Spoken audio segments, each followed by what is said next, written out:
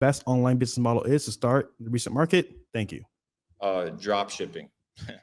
Like 100%. it's just so easy, guys. You don't have to be a business genius to make money. What you need to do is be in a situation where you can make money. And what you do is you arbitrage what I call the information gap. If you arbitrage what is the information gap, you add a premium to that information. So for example, right, you get a product from AliExpress that's sitting at $7.99. You've quality tested the product. It's a good product. You decide to sell it to a consumer in the United States for $21, right? There's a markup of $14, but there's a convenience markup. There's a markup, there's a profit, right? There's a delivery of service. Walmart does it. Best Buy does it. Amazon does it. There's a markup for everything. Everything mostly comes from China, Vietnam, Taiwan, places of this nature, Pakistan, India. So there's always markups. But the information gap is that the person didn't know that AliExpress or this other platform offered the product at a cheaper cost. So you have to be able to capitalize on different things. And we like to capitalize on information gaps. That's what we like to do. And now the biggest information gap is, dude, there's so much organic attention on TikTok. You could literally find winning quality products, good products. There's billions of products out there, and showcase it to people, have a front end store, and rake in some sales. And if you don't think you have the ability to make $4,000 to $10,000 a month by building a business through organic content, then the problem isn't social media, isn't the opportunity. The problem is you and your inability to perceive opportunity and take advantage of it. What does this shirt say? Control every opportunity. Yeah.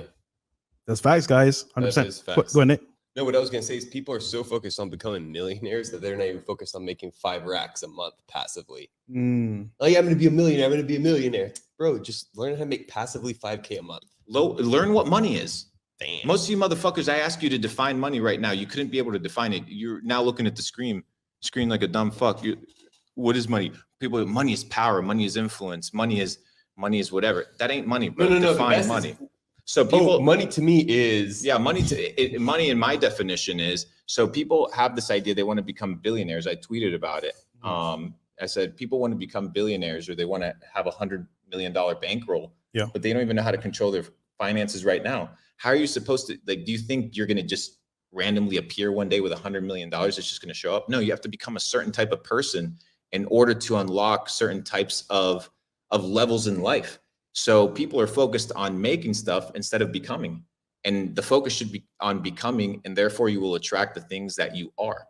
It's funny. It's funny because, like, even now, like, getting this kind of money into the game from real estate, and also as well, the podcast is like, okay, cool. You get the money, but how do you manage it and keep it? Because I'll say right now, guys, it can go as fast as possible because your imagination, you getting new money, and you know what? Let me get that, and then before you know it, it's all gone. So you're right, bro. It's about managing the money. 100%. Yeah, and it's people, and we talk about it inside Capital Club, which is the idea of creating, multiplying, and preserving wealth. A lot of people prior to 2020, which was probably the craziest bull run in history, people were creating wealth, right? Companies were forming, billions of dollars were being made.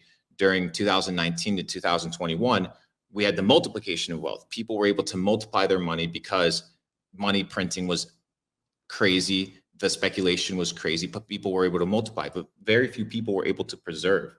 People don't understand how to preserve their money because they don't understand how to think about money, because they don't understand what money is. Therefore, they don't understand how to preserve it, because money isn't real. And when you understand that money isn't real, what you're capturing and what you're tending to and what you're administrating isn't money. It's the energy that's attached to the money that gives you the ability to do things. And that's what you need to be channeling it. So what you guys are doing is you're channeling that energy, right? That is supposed to be developed to build you and build your dreams. And you're giving it to Louis Vuitton, right? And you're developing Louis Vuitton's dream. That was me. Right? That was me, bro. So you're in a situation where you got to position yourself. And I say this as a hypocrite, right? Because I'm wearing a $600 shirt and I'm wearing a $20,000 watch. So I'm saying it as a hypocrite, but it's the reality of the situation. So you can either build your own dreams and take these funds, this money, and invest in yourself, or you're building, all these other people's dreams because they have convinced you, right, that their product is worth that energy. That is, how do we go about testing a potential product to sell? So the first thing that you need to do, right, and this goes to anybody that wants to start a business, you have a business when you have something to sell, whether it's a physical, a digital, or a service product. You need to figure out what to sell. So in order to figure out what you want to sell, first you need to figure out who are you going to sell to and what does that demographic need, right? Because you need to identify a need. The person that supplies the need of biggest importance makes the most money. So if you're in a situation where you provide a solution to a big need, whether it's illusionary big need or it's a real big need, it doesn't matter. It's how it's perceived, right? Like COVID, some people perceived it as a scam. Some people perceived it as a massive legitimate thing, right? Regardless, it had massive attention, therefore yielded trillions of dollars of money and profit to multiple entities around the world. So how do you find a winning product or figure out a product to sell? Learn people.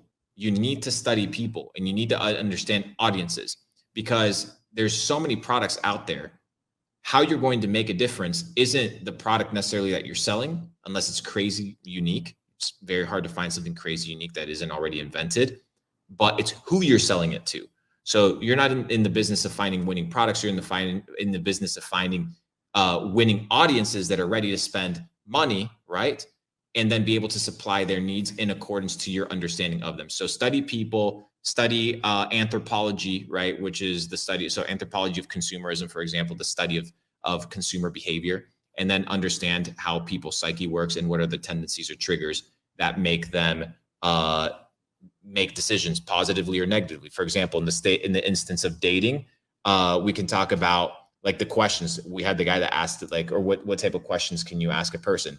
Type of questions that you can ask are questions that are going to establish some sort of rapport or familiarity. Open-ended questions. Yeah, open-ended questions that give you an understanding of finding a common ground. So, for example, if you want to find a winning product, you need to have a common ground in your narrative or in your ad that is going to appeal to that individual. So there's a lot of multiple angles to it, but I would say study people and study the psychology of crowds, and it's a pretty good place to start.